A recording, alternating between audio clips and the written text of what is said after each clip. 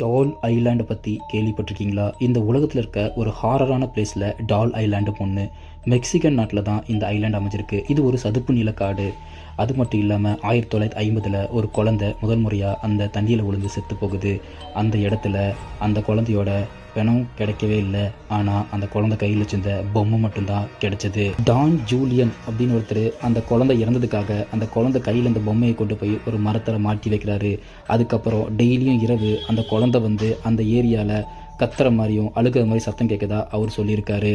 அந்த குழந்தை டெய்லியும் நைட்டு அழுகிறதுனால டெய்லி ஒரு பொம்மைகளை கொண்டு போய் அவர் அந்த குழந்தைக்காக மரங்கள் ஃபுல்லாக மாட்டி வைக்கிறாரு.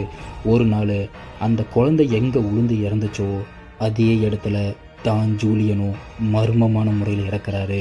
இப்பயும் அந்த காட்டுக்கு போயிட்டு வர சுற்றுலா பயணிகள் அந்த குழந்தை அழுத சத்தத்தை கேட்டதாகவும் பல நெகட்டிவ் வைப்ரேஷனை உணர்ந்ததாகவும் சொல்லியிருக்காங்க. இந்த